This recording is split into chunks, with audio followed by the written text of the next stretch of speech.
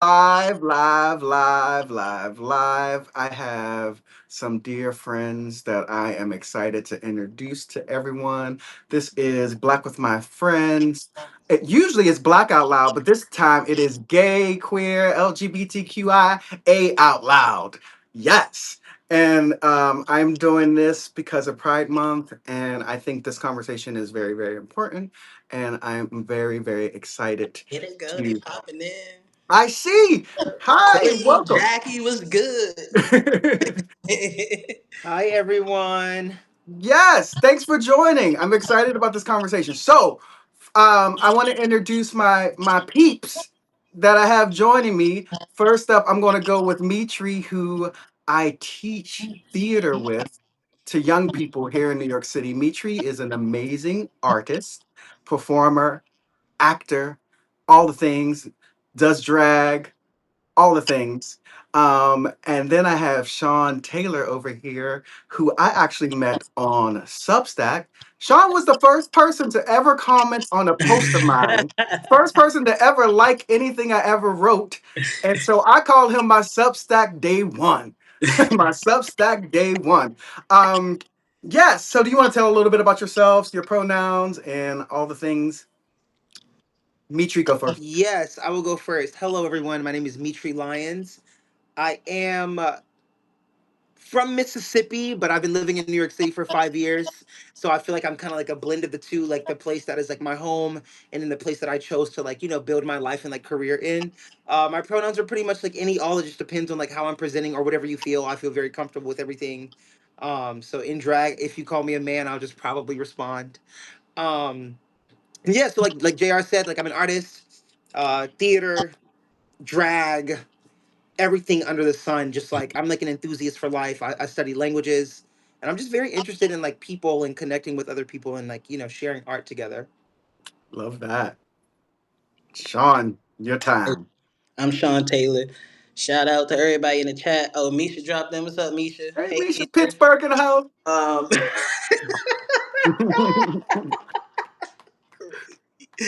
um, I'm originally from DC. I'm not disclosing my current location.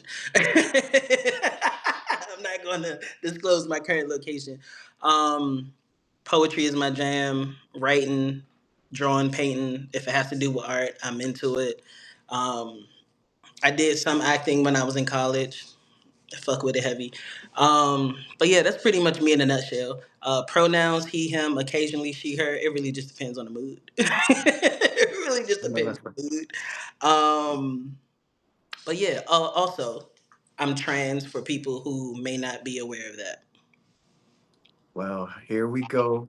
I'm so happy to have you with us. I'm gonna jump right in with the first question so we can get this thing started.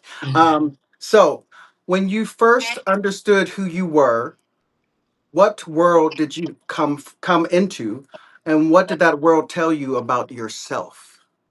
I love this question. Do I need to repeat it? Or are we good? No, we good. Got We it. we both got to answer that one though. It's a good one. Go ahead. I'm gonna let Mitri go first. We gonna let Oh wow. yes, yeah. Um. Okay, so I found this question so interesting when I was thinking about it because I went through this like toss and turn on whether like I came into the world knowing who I was or if I was told who I was first. Mm, Um and so it's interesting because like I was like an eclectic kid and I think like gay or straight I would have always been like just a little interesting. Um but those things on top of like my just like inherent like femininity before I even conceptualized like what gay was, like everybody was just already like telling me who I was. mm. Um and so it's an interesting experience because I didn't really have to discover much. I didn't really like have this like coming out because it was from the moment I was like 3, 4 years old. I was like, this word was like thrown on me, and I was like, oh, what is that? And then And so essentially at the time, before there was sexuality involved in it, it pretty much meant I liked going to school, I liked doing musical theater, I liked dancing. Before there was ever even a thought about a boy, it just meant that like the life that I was living was like so different than like the typical like black little boy from Mississippi. And then when the sexuality came a part of it, like the coming out just never happened because they had already said I was gay anyways. Already knew. That's I crazy.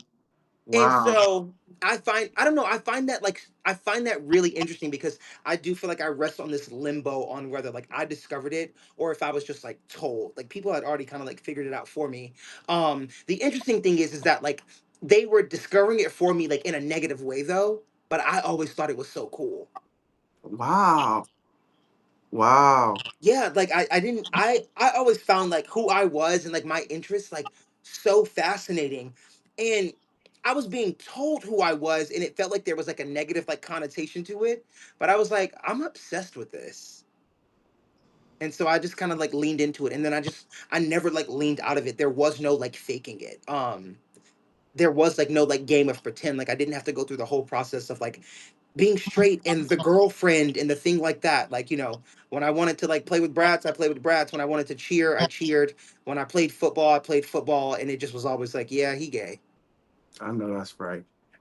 I will. I want to say this one caveat that I didn't say in the beginning is that Mitri is Gen Z, Sean Taylor is a millennial, and I am a Gen X. It was important for me to have three different generations in the room to have in this conversation, um, because hearing you speak, I feel like I was the exact opposite as a Gen Xer.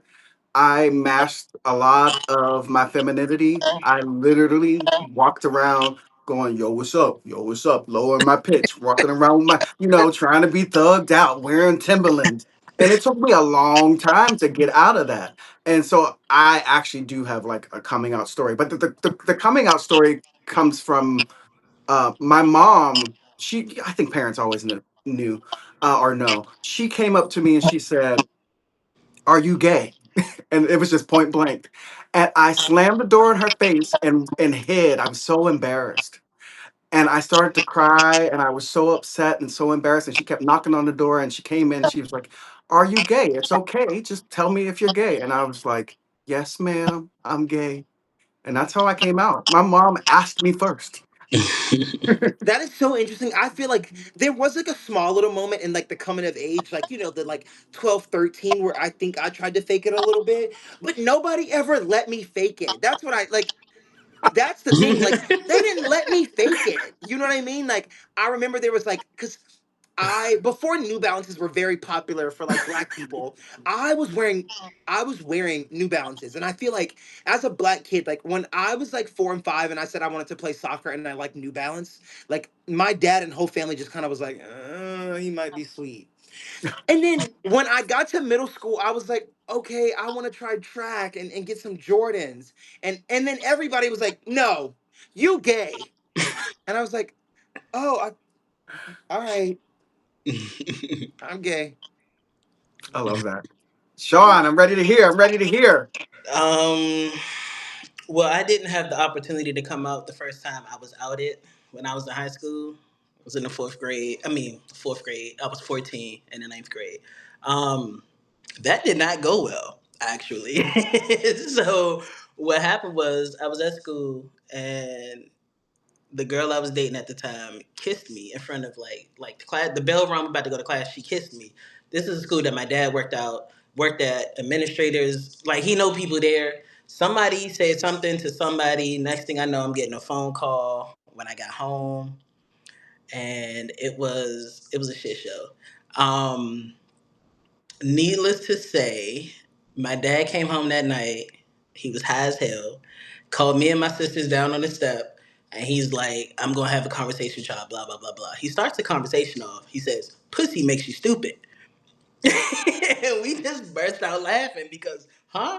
Mind you, I was like straight A student. I was valedictorian. Like I didn't just start liking coochie yesterday. You know what I mean? Like this has been me my entire life. Like I like what I like when I like it. The girls, boys, in between, it doesn't matter, right? What's up, Emerald? Um, so Had that conversation, and then he goes on yada yada yada, rambling, and then he's like, "Oh, if you want to act like a boy, I'm gonna treat you like a boy. If you mess up, I'm gonna punch you in your chest." Blah blah blah blah blah. All of this shit. So I'm just like, okay. Dismiss us. We go upstairs. Whatever. The next day, go to school. I come outside. And it's very tense in the car. All my sisters are in the car. It's very tense. They look afraid. They look scared as hell. And I'm just like, the fuck going on? I get in the car. My father closed the door. He just started going off. He just saying shit. Then he reaches over, hits me, and say, "Get the fuck out of my car. I don't give a hell. I don't give a damn where you go. Get the fuck out of my car." Oh, All right. So I grab my backpack. I'm boohooing. I walk to the subway station. All I know is go to school, right? So I'm on the train crying. Get off. At the stop, and it was crazy because the girl I was dating at the time was like, "Where you going? Get on the bus." Blah blah blah. So I'm like, "Okay." I didn't even know how to catch the bus to school because we would just like, you know what I mean. I'm like, I didn't. I was just all over the place. Get to school, and my sisters were waiting for me. Come to find out, my dad was running around DC looking for me because he didn't know where I went because I didn't go back in the house. I didn't. Why would I go back in the house? You hit me. I don't feel safe anymore, right? So when he realized he couldn't find me, he had to call and tell my mom. Got cursed out by her. But I pretty much got punished because my older sister was like, "Dad wants me to call when you got here, yada yada yada." He said after school, go to Denise's classroom. That's my little sister's mother, and I was like, "Damn, all right." Come to find out, she's taking me to my mother's house. I'm getting kicked out. Stop past my dad's house. I couldn't even pack my stuff up. One of my older sisters and her mom packed my shit up in trash bags. I get dropped off at my mom's house. Then I gotta had a conversation with my mom, and she's like, "Oh, I made it. I made an appointment with the pastor," and I was like, "Good luck. Have fun with that, because I'm not going." And she's like, "Well, you know what the Bible says," and I'm like, "It also says that God judges one by their heart." Like, mind you, I went simultaneously was going to three different churches. I also went to a Catholic school, so I knew the Bible forward and backward. So then she got mad because I'm out preaching her. So I'm like, I was like, "I'm not going to this meeting with the pastor." She's like, "Well, why not?" I said, "Because there's nothing wrong with me. I'm the same person. There's nothing wrong with me at all, right?" Um, so I ended up living with my mom for the duration of high school. Um, Whatever. And then in 2018, I came out as trans. That went a lot better.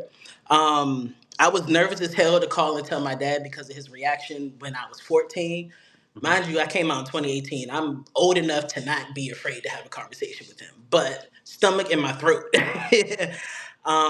But it ended up being a really beautiful conversation because I feel like, he learned from past mistakes and shit like that. I mean, I still didn't get an apology from him. I realize he's just not the type to apologize, but he'll show it in different ways. So I'm like, all right, you know. I've recently made peace with that, and our relationship is a lot better now than it was. But yeah, I didn't get to come out the first time. The second time, great, great. So that's my story. So originally the world was not kind. Like my siblings, they knew. Like I came out to my one of my older sisters and I was like, "Kita, I'm gay," and she was like, "Oh, I could have told you that," and I was like, "Great. Now you got to help me tell our parents." 'Cause- but I didn't get the chance to tell them because literally a few days later I get outed and I'm like, shit. So but yeah, definitely went better the second go around because my family know, like, I don't have a problem with not talking to nobody. It doesn't matter who you are. Like, detachment game go crazy. Yeah, I want to piggyback off of like something that you said about like the world like not being kind, because I Hmm. find it like interesting, like, and maybe I didn't like speak on this like clearly enough, but I had an interesting relationship to this experience because like, but I was identified and told who I was, Hmm.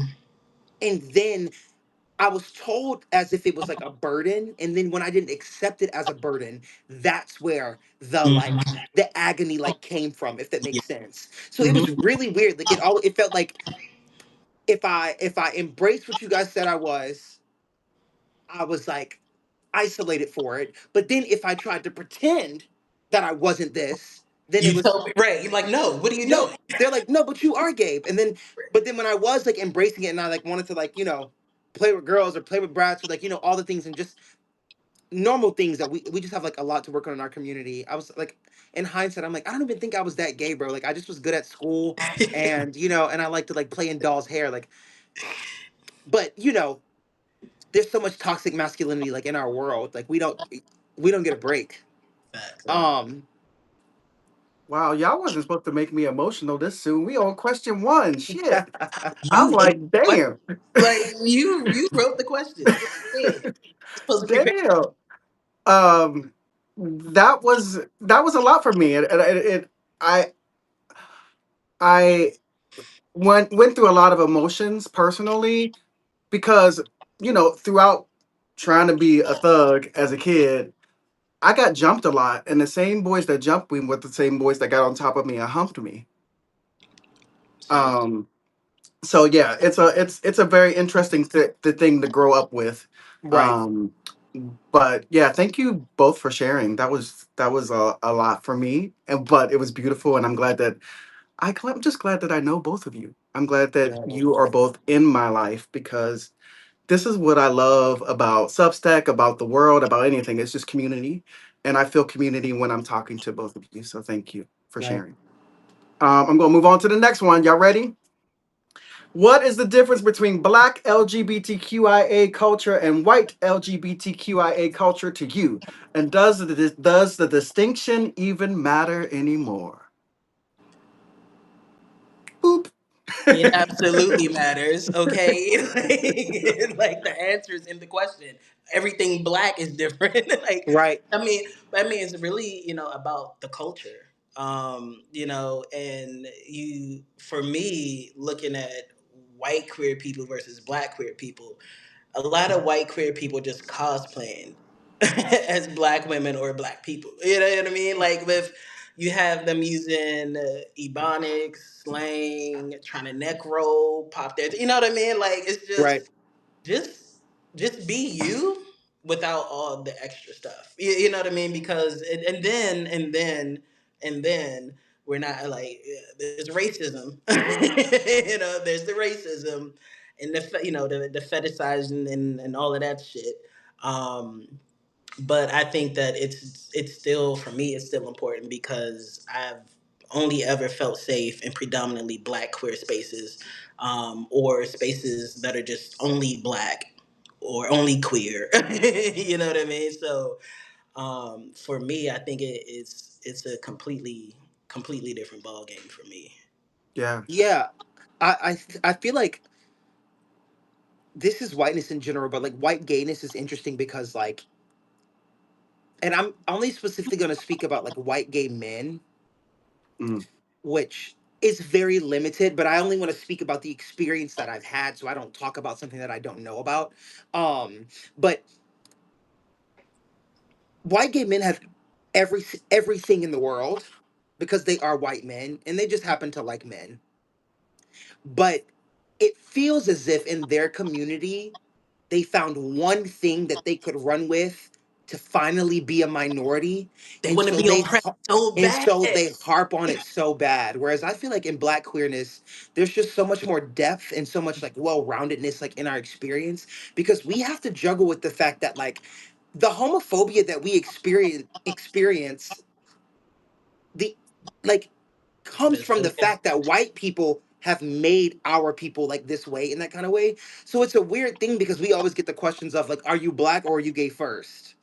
And it's I'm everything like in between. And on one end, it's interesting because it's like, when you're in black spaces, you can feel like the weight of homophobia. And sometimes like it's not always the easiest being around our people when you're hyper feminine. And Mm. sometimes I remember growing up, it felt so easy being around white people, which is so interesting. Like when I was very young, like my flamboyance was never an issue to them. They loved that I was funny. They loved that I was flamboyant. They loved that I was quote unquote smart. And so I was embraced, but I was really just token because I wasn't smart enough to see that like once I grew, like I felt like I grew older and I went from like pet to threat to them.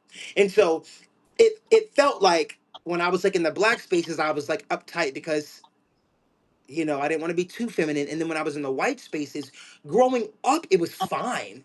And then when I got old enough and I started to realize it doesn't matter how much money you have, what you look like, how thin you are, how much of a baby doll face you have, how funny you are, like they see black, black, black. And I felt like overnight I went from like they say, like all tokens get spammed. Like I went from like, oh my gosh, this is our favorite black person to like, oh, aggressive, oh, angry, oh, like the whole pet to threat thing. So I think there is a massive difference, and the massive difference is that we have to like juggle figuring out like, okay, my grandmother was born in 1950, and so maybe she doesn't understand what non-binary means because she also can barely text on this iPhone, whereas they get to reap the benefits of like all of their life. They get to keep everything, and they just kind of add like a rainbow sticker on it.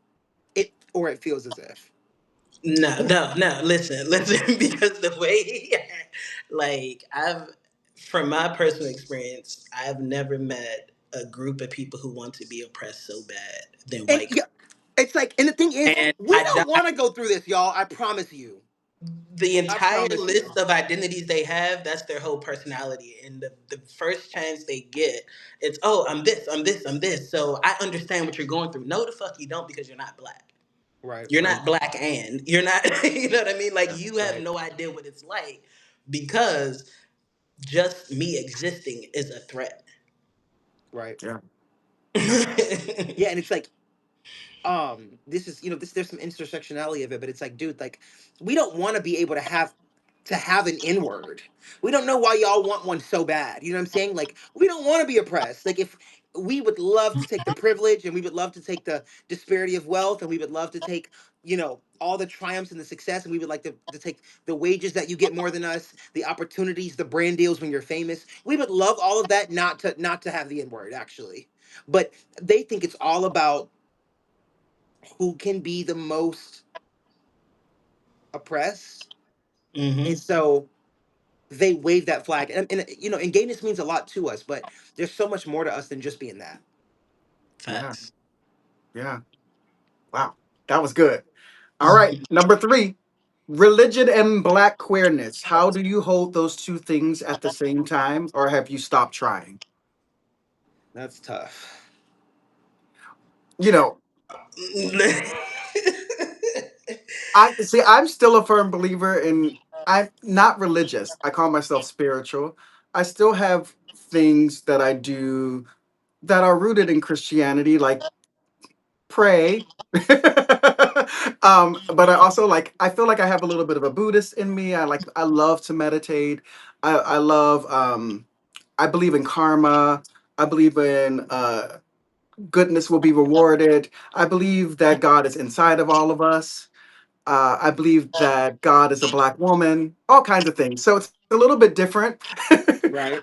for me. So I still carry a lot of things religious, but I have been traumatized by religion. I remember going to church and going to see my favorite Donnie McClurkin was singing at my church, and then after he sang, he started preaching about, and he has like amazing voice and was one of my favorite vocalists. And he started preaching that he was once a homosexual and how we need to rebuke it and how you can be like him.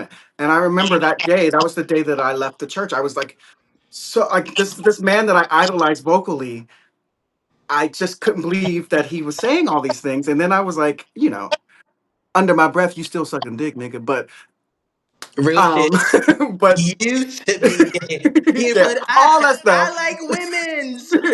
Yeah. I like But yeah, I still carry God with me. I still carry God with me. Now you go. You go. This is about you, not me. women. All right, I'll go. As someone who was deep in the church, not by choice, I left the church the first chance I could.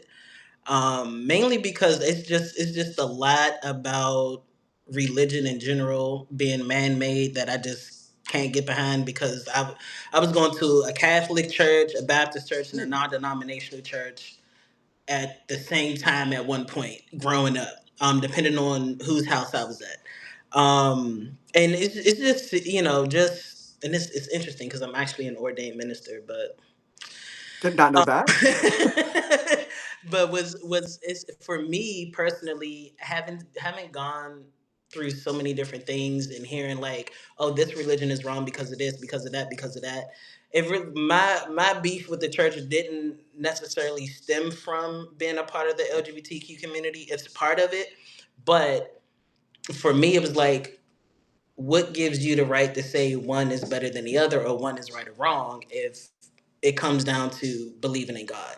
And then understanding the history behind how some of these religions develop, like, oh, I'm gonna start this religion so I can divorce my wife instead of chopping her head off. You know what I mean? So it's like there's just like, it's just like, oh, I'm going to start this religion because I don't like I want to get divorced, so I'm going to start. This is how this is going to work. Oh, I don't like the way they said this, so we believe this. You know, so it's just like, I'm like, this is odd. Like, I went through this whole thing where I'm like, I'm gonna do my own research. I didn't read the Quran. I have a Torah, like, you know, because I'm like, so what's so different? And I'm reading, I'm like, nothing really, just some of the names, you know, the time these prophets showed up. So I'm just like, all right, so y'all are doing the whole religious thing wrong. Y'all are forgetting the spiritual piece of it. And then I'm Mm, like, if I grow up and you say the people are the church, I'm not going to sit in a brick and mortar every Sunday performing, just to be told that the life that I'm living is wrong when you supposed to be building a new church, but the pastor pull up with a new Jaguar. His wife got a daggone motorcycle. You know, so I'm just like, it's just a lot. It's just a lot, and I like, you know, I'm like, I just can't give my money. I'm like, cause tithing, like, it's not even supposed to be monetary all the time. Like, it's 10% of your time. It's not just, it's not money. It's like, what are you giving back? So it's, I could talk about this all day, but I do not. I do not follow a particular religion. The indoctrination is real, so I do still observe some Yeah. practices, but I love wait, only. I love that. That But is so real. right, but it's really just, I just do what works best for me, and Right. honestly, I've never been closer to God than what I am today. amen. Yeah, I kind of feel the same way. Like, and the indoctrination is real is so funny because it's like I feel like Christianity. My grandmother's a pastor, and that's like whose house I was raised in. So I find it so interesting when you say like the indoctrination is real because, religion for me is kind of like my race and also like my sexuality. Like I didn't choose it before I Mhm. was, you know what I mean? Like, and before it was even used as a tool for hate, like I mean, my grandmother did like some incredible work with like me and my siblings as kids on like the power of like I guess Christianity and religion specific for her it was like Jesus and Christ. And before it had turned on me, like I was a gay kid and so like the Bible was just interesting. The stories in that book are phenomenal. Like taking the context of religion out of it, that's some good work. Like we can make some plays out of this. And And so they have. I learned about exactly. And so I learned about the Bible more than anybody who I felt like was preaching it just because I was so interested.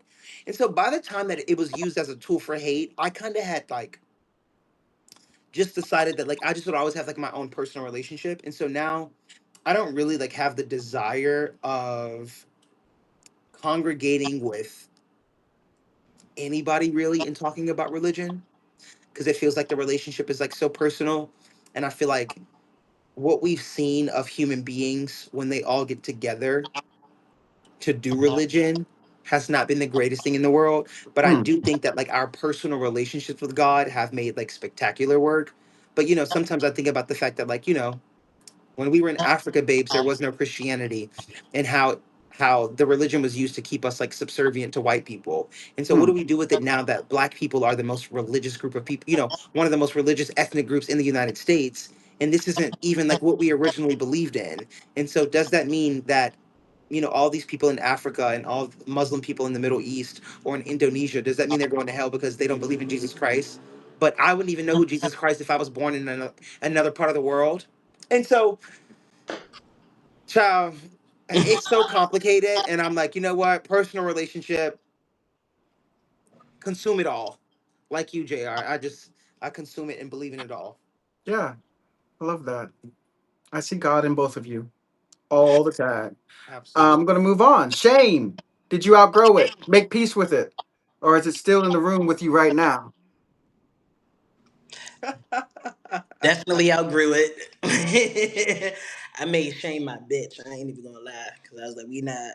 I'm trying to live my best life, living my truth, and because there was a lot of sitting with myself and learning, the triggers and like why, because I had to change the inner critic. The inner critic is very serious, and it's just like, who told me this stuff? Why do I feel like there's nothing wrong with me, so I don't have anything to feel shameful about. There's nothing shameful about love in general, right? So for me, that is something that, because I've always been somebody, I'm going to march to the beat of my own drum. I'm going to do what I want. I'm going to live my life the way I want to live it. Like that's just how I've been, and it's like I only have people around me who also live that way. So it's like there's nothing shameful about being yourself. So I don't hold it anymore. I don't even know who shame is anymore. Yeah, I think yeah, that's so interesting. I'm not exactly sure. I feel like I'm still kind of figuring that part out.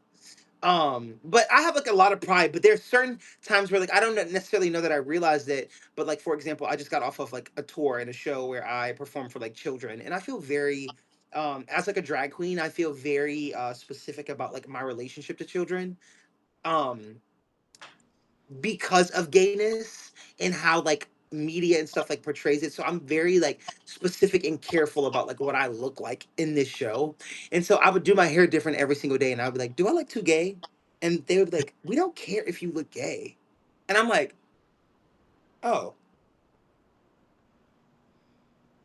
And it just kind of like stumped me because in my brain I'm like, "All right, I know I'm performing for these kids and I can't be too gay because they don't need to see a gay person on stage." And I don't necessarily believe that, but that's kind of like what we fed. I don't know if that like lies into like shame because it's it's not a It shame, does. but I am just cautious, like not in my like daily life as a human being, but specifically as a performer. That part of me of being like, do I look too gay on stage? You know what I mean? Yeah. Jr., do you understand what I mean in that way? Yes, and I can piggyback a little bit. I mean, and this is my generation. I'm like, in my generation, I'm so old. When I was younger, in my 20s, like you, and my face was pooled and things, my agent told me not to come out. My agent was like, do not, you play straight really well. Do not come out. Stay in. Keep your sexuality hidden. Um, and I listened. I listened.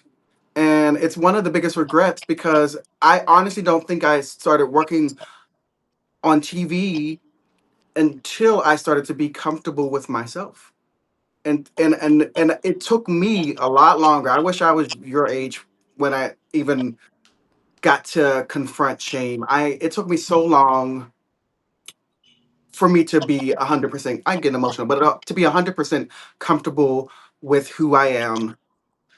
I feel like I'm there now, but there are times where that voice that Sean talks about will come and creep in and say some shit. And Right. Yeah. I mean, if it was something that you believed for so long, it doesn't yeah, just like disappear like overnight. yeah. It's a Um, constant battle, right? Absolutely. It's a Yeah. constant battle. And And our that's like with Shane, like that's one of the things that I have. Like I know it's like picking back off of religion, but it's the same way where like sometimes I'm like, I don't believe in this, and then I'm on an airplane that rocks, and I'm like, Jesus, please, you know what I mean? Like it was just like instilled in me for so long. I'm like, if I don't believe in this, what do I believe in? yeah. And the shame can kind of like go the same way. Like it was just like it's crazy. We were like taught first not to believe in ourselves. Yeah. Hmm. Um, and so unwiring that is very tough. Very Only to tough. And find. I will say that being here on Substack has helped me. Ever since I started writing about my own life, is so freeing, and I'm like getting, I feel like I'm rebuking shame with my writing, Right. and I'm saying things that I would never have said 20 years ago. So I'm, you know, Word. I'm proud of where I'm becoming, or Yeah. who I'm becoming. I'm gonna move on. This one is kind of my generation. No fats, no femmes. Was the entire architecture of desire in our community. What do you think the younger generation is building in its place, and is it better? I'll let you young people answer that. I mean, body positivity. Like it's I mean, it was that was something that I've seen like growing up in the '90s, where it's like, oh no, like you gotta look a certain way, you gotta, and then the whole metrosexual wave happened, and everything like that. But um, I think now it's there's a lot more body positivity, and it's like, all right, how about we stop talking shit about people for stuff they can't really change. And it's like, yeah, you can change your physique to a certain extent depending on genetics, body chemistry, age, all of that stuff, diet, everything like that. But it's kind of, I feel like it's moving more into a live and let live. I mean, now that Ozempic has made its way into the hands of celebrities, it's Baby. hot ass mess. But I think from my experience, it's kind of like a from the just from my experience, people just like who they like when they like them and accept them for who they are, how they are, and yeah. Yeah, I think it's important that we don't get too caught up in the. I try and like to not focus too much on like the people's like no's, if that Right. makes sense. Like especially with like dating apps and stuff, because you know for us, for me, it's all pretty much like online now. um and I gratefully, like, for my generation, but I gratefully live in New York City, where gay people do mingle outside of the internet. So but I think that's like the small majority, like it's kind of only happening here, it feels like. But like you realize, like all these people that have all these like restrictions and X, Y's, and Z's and prejudices, like they don't stand on that type of hate in real life. And so I just like don't focus on it. Like I just I don't even focus on it. But also like I have an interesting experience because I shift through many different stages. I'm a little fluid, Sean. um and so I see how the world interacts with me differently, specifically in dating, when I am like masculine versus when I have like, you know, 6'13", 27 mixed box braids down to my thighs.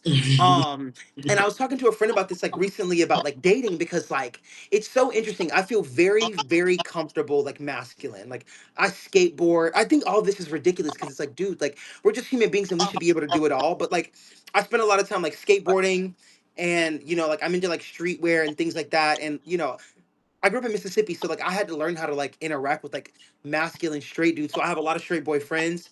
And so when I am like that, like there is a swarm of people who's very interested. But when they find out that I do drag, it switches. Like I've had many relationships that kind of like plateau when they're like, "Oh, you do drag? I didn't know that you were like that gay." Ooh. And I was like, "Yeah." But the opposite side of that is when I am in like full Leah mode, the men that I attract are like so into me. And then once they realize that I don't live this way 24/7, that plateaus and they're like, "Oh, you're a dude?" So I kind of feel like I'm always just like in this little limbo state, in this like fluidity. Um, I'm gonna stop you. I want to tell the audience, Leah is your drag name, right? yes, Leah is And, my drag name. and Leah is fierce. I've seen Leah perform. I guess any man would want Leah. Leah And is honestly, Beyonce, baby. and it's, Leah is also just like beyond like drag, because for me it's like it's fluidity, it's gender, it's not just like that art form. And so, like I would go teach my classes with literal braids down to my I've knees. taught classes with you with braids to your Like knees. braids down to my knees. Like it's not just like on stage. And then I would be like that and get like attention and X, Y, and Z and build relationships. And then I would like come back with my facial hair and my afro, and they would be like, "Whoa, who is that?" Um. So, yeah, I don't know. I focus on the people who love you, and pay the rest of them no mind, I feel. There you Facts. have it.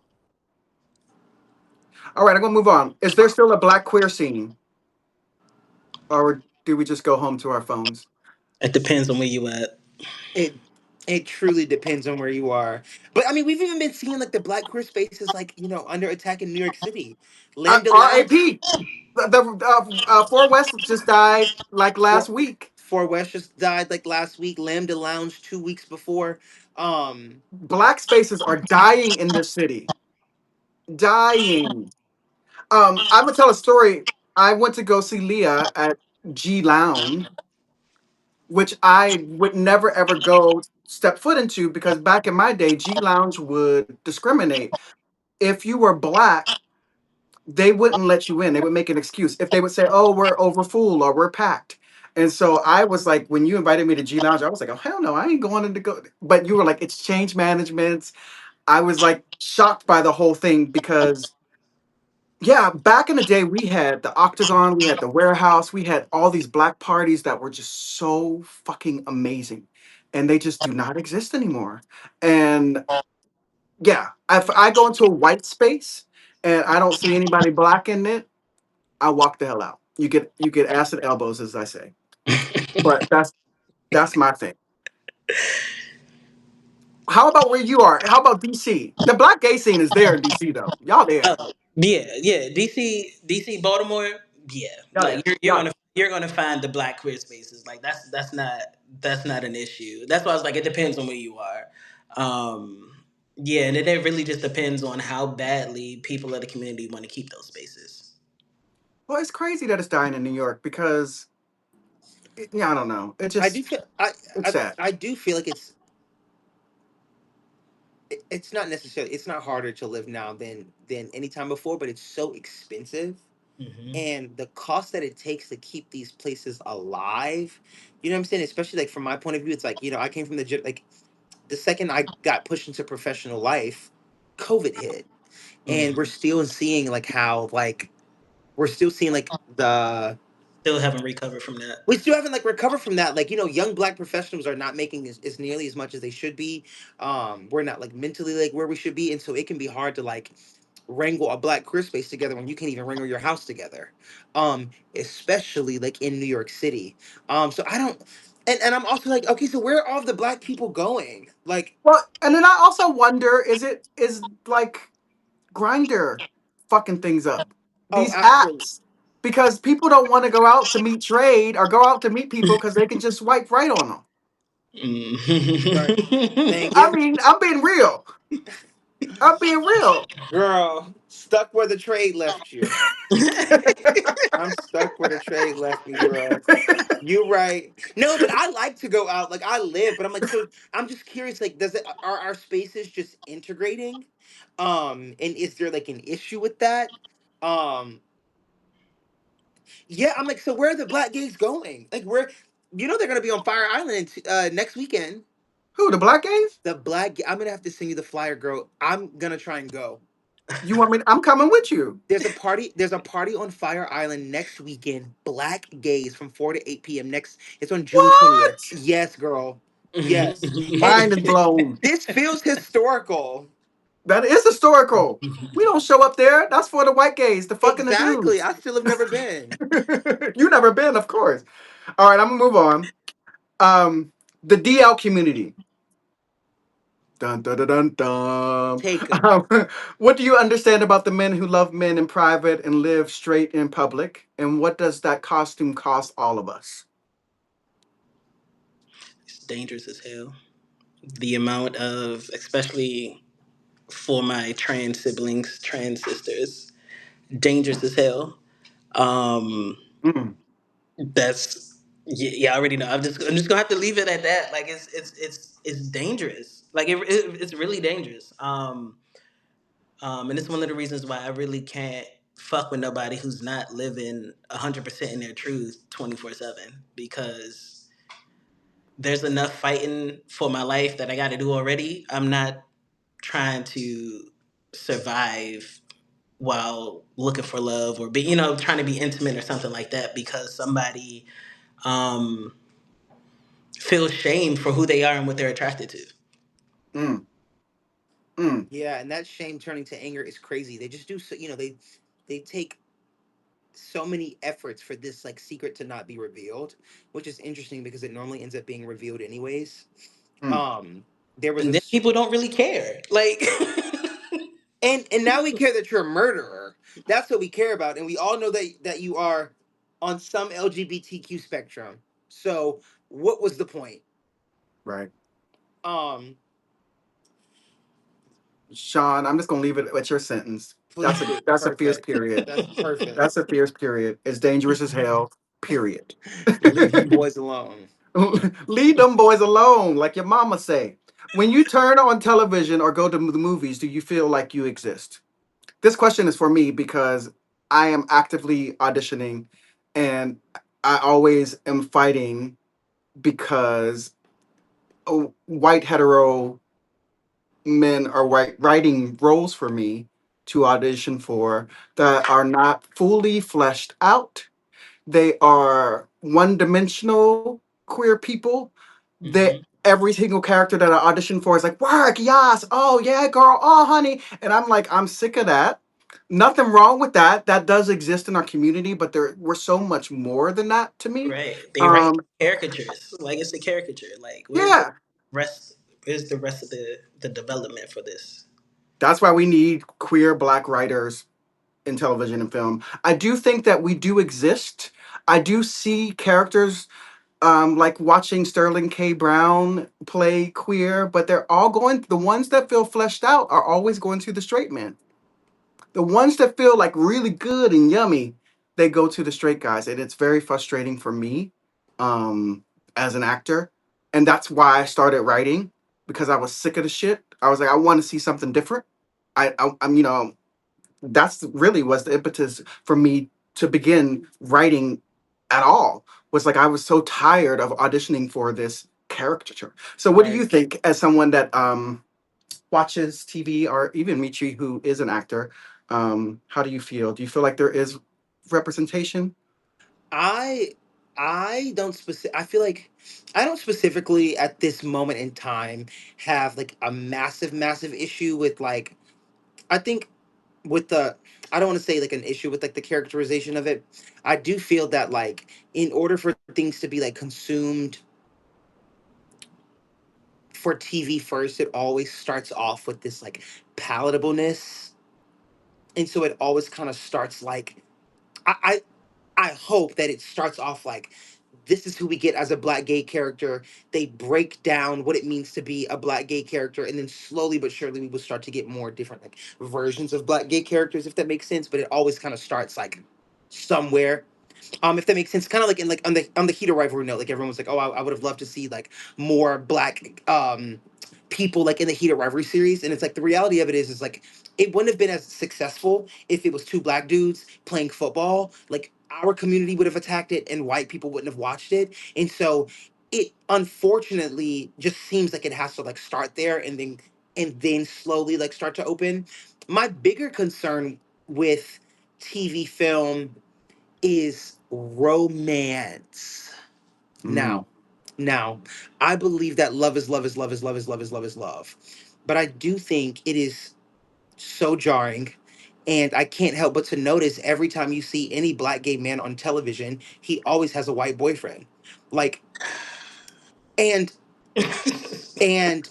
I like I said, like I know on a micro level, these people love their partners. And if I loved a white man on a micro level, I would marry him. But at the same time, I can't help but notice every time I look up on TV and see black gay men in a relationship, they're lusting after somebody who's not black. Like never, not once. Like I can't think of it. Or even like the famous people that we have in our world, the RuPaul, the Bob the Drag Queen, the Billy Porter, the Coleman Domingo, the list goes on. It's always like we have to be palatable in order to have mainstream success. And what does that mean? Having a white boyfriend to kind of prance like on our shoulders. Um, mm, that's a word. Fact. so Facts. that's more of the representation issues that I have. I guess it is because I am a cunty cunt like gay. I'm like I want to see like Well, some black one of, boys love other black boys on TV, bro. And it well, the thing is, like, you play those roles. I right, don't. So right, imagine being me. right, Like there's absolutely, people that live that. And so right. I can't compete with Mitri. We both auditioning for the cunt. I'm gonna try my hardest and I'm gonna be like, y'all, it's work, and I'm gonna try to do all the things. But you're gonna come in and it's gonna it's gonna Because be it's lived, it's gonna authentic. be I live truthful, it's that. gonna be Yeah. authentic. And mine is Mhm. gonna look like I'm playing around. Right. So it sucks for me. But I understand where you're coming from, and I hope. as you put it, I hope that this is only the beginning and that things will change. Absolutely. But like I said, when it comes to the like relationship part, I do look at TV and I go like, this is why like our black spaces are closing. And every time you go, like, you know what I'm saying? Like, I go out to Hell's Kitchen and like you can't even hit on a black boy in Hell's Kitchen, because if you're in Hell's Kitchen, it's kind of understood that the black boys The there boys like white, are that trying like to white get people. white boys, Yep. which is so absurd. Like it's absurd, and then they kind of look at you a little, and it's like, no, but Baby, it's baby, tough. it's hard out here for a pimp, as Terrence Howard said. Right. I'm gonna move on. Family, how do you navigate the people who made you when those same people sometimes cannot fully see you?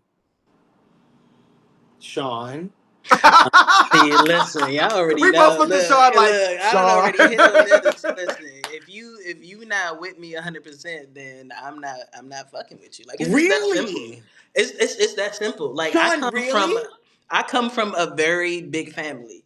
Ab- Detachment game go crazy. Like I do not play about me. Like I don't. Like I got siblings that I grew up with and do not talk to anymore because you're not about to play in my face. You're not about to play with my time. so And I said what I said the first time. when you go home, do they respect your pronouns? um, Do they dead name you? so I didn't get a change name. I didn't change my name. So Your I name, didn't. your name Yeah, is Sean. the only thing that really changed was my first name is LaShawn. Um, I Oh, did that's not change my. lovely. The only thing I changed was my last name when I got married. Okay.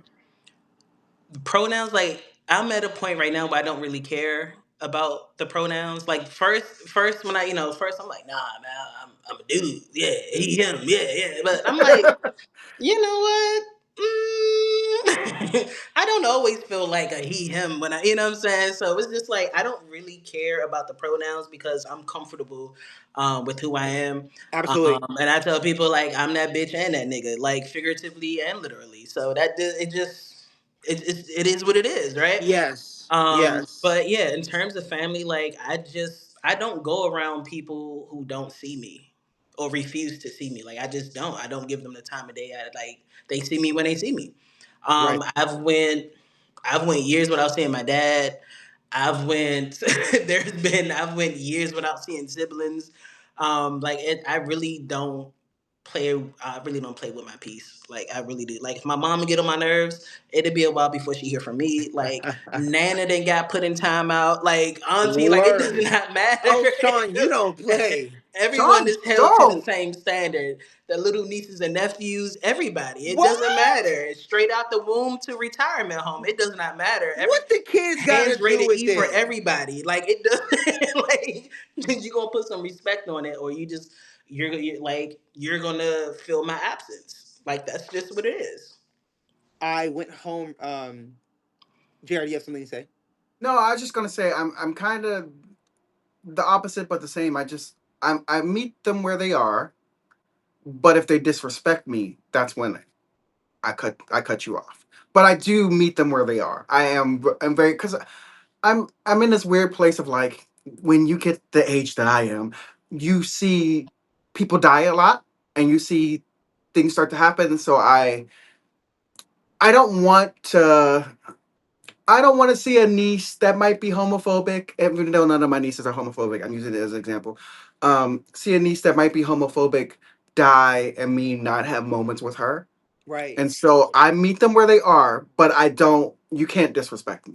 It's Is so where insane, like how much grace we have towards them that they would never have towards us, though. See, and that's that's very why I don't true. do And it. That's I, why I yeah, don't True. do Sean, it. Sean, I do resonate with that. And sometimes I'm like, it's like, so I have to be ostracized and have no family because you guys don't know how to behave. Like Um, I built my own family. Like Absolutely. Yeah, you know, you build your you chosen feel family. me? Absolutely. You Yeah. build your chosen family. But yeah, I went home recently, and it was the first time that I was home in like a year and a half. And I met one of my like cousins, and he was like 7 or 8, and he said in front of his mom, "Ugh, he gay," and he ran off like I had the ick. The And I was gag. laughing, and I was laughing because I was like, the thing about it is, it's like we work with kids, Jr. You are, like, I know And how to handle I've seen a kids. kid say to you, "Is are you a girl?" Yeah, I've seen it in the you've seen classroom. that. So And yeah. thankfully, because I grew up in Mississippi and I had to answer that question my whole life, I know how to do it. But my first thing was, I'm not mad at this child because I do recognize everything that he has learned in this world. I'm probably the first person he's ever met like this. You know what I'm saying? Like, that I walk with some happiness. I smile. He probably looks at black men all day who don't smile, who can't take 15-minute showers, who don't express, themselves accordingly. And so, yeah, I guess I am gay. But with that being said, I looked at my cousin. Cause where the hell he learned that? What the fuck? What are you What are you on? what are you teaching this little boy? Mm-hmm. And I Mm-hmm. went to high school with this cousin, so we keyed. Like, she, you know what I'm saying? Like, she knows better. But I'm like, I'm not mad at this. I'm not mad at this child. What is he? Because children are sponges. They just repeat what they hear. What is he consuming? And Like, what she is felt that? so embarrassed and humiliated, or so she said. Mm, And I just I found that interesting. I was like, oh, it really is this, isn't it? This is yeah. what it is. Like, this is what going home is. It's always like, See, that's why home is wherever I am because right. like I need more of you because in me, Sean. Seriously, like seriously. Right. the way I curse kids out and their parents, like Oh, y'all Sean. have to understand. Y'all gotta understand something about me. Like everybody That's is Sean, that's that getting. DC. That's that Listen, DC. that's a DC. That's listen. that And DC. it's like I love kids, but you like listen. I fight. I tell people all the time. I fight kids. I fight the elderly. And Oh like it yeah, doesn't matter. Like that's Sean, have you been to Nelly's? no, You because need I to probably end up in a fight at Nelly's. Like, what do you mean? What do you work. mean? All Wow. right. Next question. What are you tired of explaining to heterosexual people? Oh my gosh. I actually was very excited about this question, but I'll wait. No, No, go. no, you go. Okay. I think heterosexual people are so incredibly jealous of our sexual liberation, Ooh. and especially men. Well, I think men wish that they could have more sex with women, but they shame women for it, and women wish that they could be more sexually liberated without not being able to get a husband before because of it. And so, with that being said, they just call us promiscuous and think that all we do is X, Y, and Z. When in reality, it's just what y'all want to be doing. Hmm. And no shade, it's what y'all do. You just lie. Lie about You it. just Lie about lie. Like, I that. know how y'all. Oh, I'm not late. Come on now. We ain't fooling nobody. We all live in the same city. I see exactly how y'all get down at these straight bars. Y'all aren't fooling nobody. They try and make it seem like Grinder is like ground zero. Babes, Tinder is terrible as well, and so is Hinge. Y'all are no better, but they just put a little Jesus behind it and maybe Hmm. a little modesty. Maybe Barely. but barely that. Like, I'm over just them, like, um being so negative to us because they're jealous that they can't be as quote unquote promiscuous openly. Oh, Oh, openly is the word. That's Yeah, what I'm tired of. I yeah. love that. We're gonna leave it there unless you want to say something, Sean. Oh, I'm about to say the only thing that I'm tired of is explaining that who I'm attracted to is not a choice. Mm. Mm. Yeah. It's not a choice. Like I Mm. can't help who I'm attracted to. You know what I mean? Like that's not a choice. Also, explaining the difference between gender and sex. Like, uh Ooh. yeah. but y'all Yeah. already know. Y'all already know. Yeah, it's like at this point, if you don't have that, we shouldn't even be talking. At all. What we are being erased politically, not metaphorically, legislatively. What do we do, and are we doing enough? Okay, so I got feelings about this because there are too many politicians who are of the community, but they're not open about being a part of the community, and it's very detrimental to. It's very detrimental. But it's honestly because I know people who work in legislation and they do the best that they can and everything like that. But there's obviously there's more that can be done, but it's hard to do when you have someone who's unwriting years and years and years of legislation, Mm. because the process that it has to go through, like it got to get on the floor, it got to get voted yes, then they got to go to the Senate, and then it has to be moved up, but they can get killed, and then you got to work, rework, and all of this stuff, and you got to get somebody to help sponsor the bill from this party and that. So it's a lot that goes into it.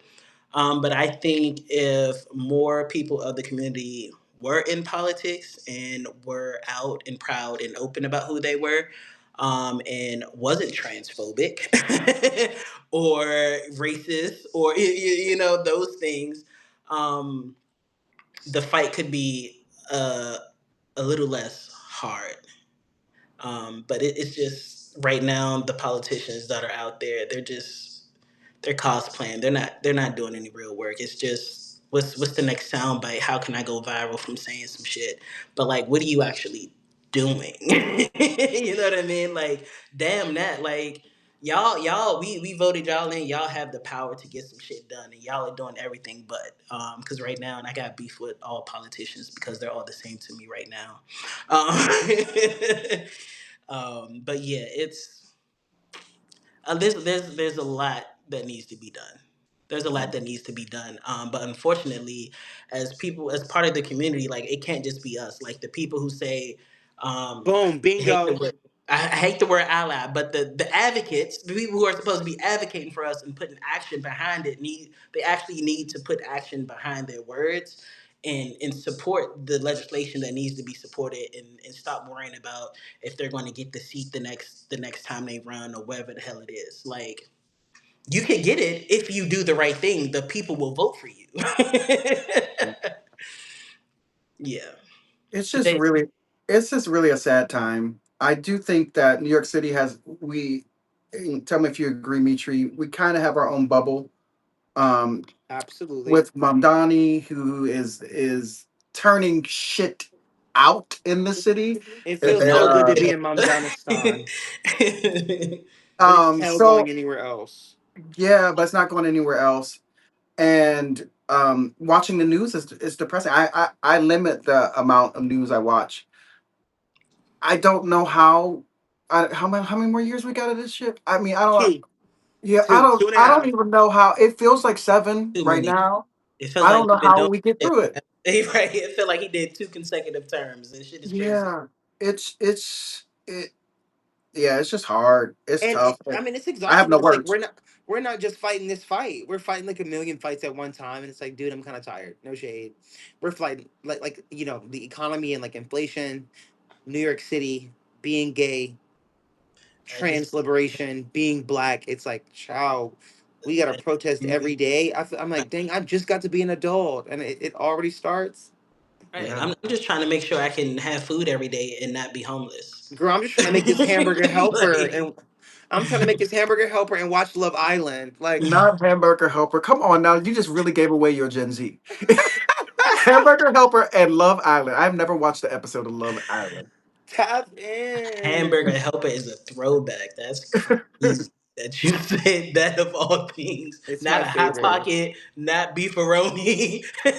Hamburger Hamburger helper helper, in Love Island. not shake and bake.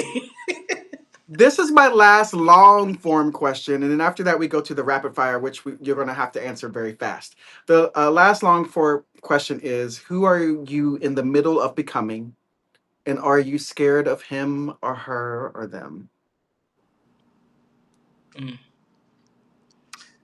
um, I love this question, so I can't wait to hear it. it's a great question. Who am I in the middle of becoming? I feel like it's. I was trying to figure out how to answer this, but I'm like, I am exactly who I'm supposed to be. Mm, Um, that's the best way I can answer that. I'm exactly who I'm supposed to be, doing exactly what I'm supposed to be doing, where I'm supposed to be. Um, I don't think my life has been more aligned than what it is right now. Um, so I was just now if I would have got this question like 7 months ago, I'd have been like, "What? What you mean? Who am I becoming? Like, would you like, But I think it's I was in the process of becoming for the last 6 7 months, and then it's like, oh, I've reached this point. Now when the next becoming starts, that'll probably look a little different, but for me, at least right now, I'm who I'm supposed to be. Yeah, Me too. I think I am in my like face the bull era because I'm a Pisces, and so I live a lot of my world in fantasy. And I've turned all of my fantasies like into reality, but I'm kind of a track star. Like I'm a runner. If it doesn't serve me, like yeah, I'm running away. Yeah, I am. I'm fast and I got these legs. I'm running away. So, if I felt like I don't really stay in anything too long that inconveniences me, which may not be the greatest thing in the world. Like I've been work I've the my word has been fortitude, but I more so mean like facing the bull. So for example, like, I can't just not go home for 5 years. You know what I'm saying? Like if there's an issue, and there's something that we got to address, run towards the bull. I can't just like put off like a creative project because I've just seen all of that fester up into creating this like monster kind of.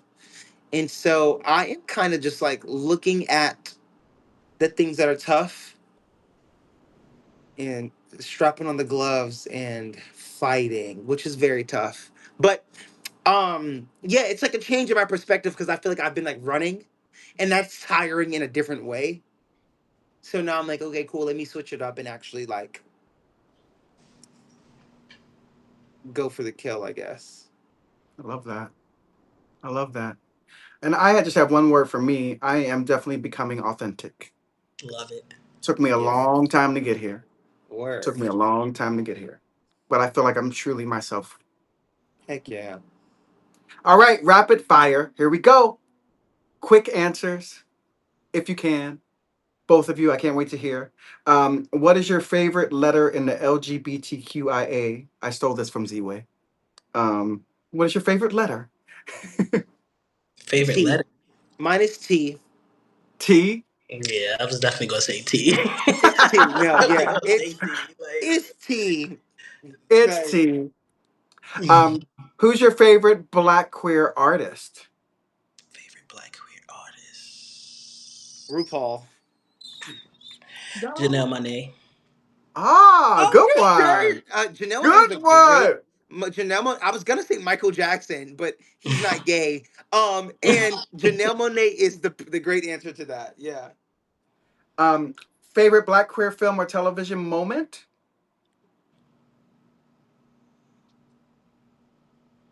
It can Damn, be just your favorite film. I gotta think of. Look, then I gotta think of. I don't know what's that movie? What's the name of it? Moonlight. Everybody's gonna say Yes, Moonlight. Moonlight. Yeah, yeah, You're I'm yeah. gonna It's skip Moonlight. this one. gonna skip this one? Maybe Alex Newell winning the Tony, like first non-binary person to win a Tony. Oh, that was a great Yeah. moment. That was I, a I really love great moment. I love all Um, that. Favorite Black queer author or playwright? E- Uh, Elin Harris for me. You all know this, Listen, Nikki Giovanni, and of course James Baldwin. Langston Hughes, James Oh, Bond. But James listen, the Baldwin. entire every person that wrote during the Harlem Renaissance, like what Right. you know what All of them. I mean? That whole crew. What song gets you on the dance floor? What song gets me on the Billie dance Jean. floor? Billie Always Jean. MJ with you. Billie Funny. Jean. Um, shit. As long as he got a good beat, I'm on the floor. Like you Right. feel me? Like, and I mean, honestly, if it's house music, I'm on the dance floor. I'll just say Love that. Word. some house. Love some house. Um, the Black queer icon who doesn't get enough flowers. Black queer icon that doesn't get enough flowers. I'm gonna say Billy Strahan. He wrote most of Duke Ellington stuff Mm, and never got credit for any of it. He even wrote A Train and a bunch mm. of his material, but doesn't get credited. And he's from Pittsburgh, like me. So Oh, nice. I would say mine may be like a little premature, because there's still like a lot of life to live. But I feel like, Bob the drag queen. come on, Bob. You don't think Bob gets their flowers? I don't think as much as they should be. I They think they are. should They be. are a star. They are a They star. are massive to me. Yeah, they're funny as shit. They're yeah. They're a talent. And I guess I'm more so means like in their like in comparison to their white counterparts. Yeah, I mean, that's so true. Like you're like, I mean, sorry, this is I'm supposed to be quick, but you're kind of blowing my mind because I think of all of the white counterparts that do the same thing as him, and they've all been in like 7 Broadway shows. They all have TV series. They have so much more. Bob has a lot, but they have so much more than Bob. Hmm. Yep. Ooh, that was good, Mitri. Sorry, Thank you you. got me on a tangent. Do you have one, Sean, or no? No, because I was gonna say Duran Bernard, but like he just got a Grammy. You know what I mean? Like if he wouldn't have got that, he'd be on the list. That's my Come boo. on, Duran Bernard. He could always get That's my more. boo. That's my boo. He still deserves more. If you had to explain black queerness to an alien in one sentence, what would your sentence be?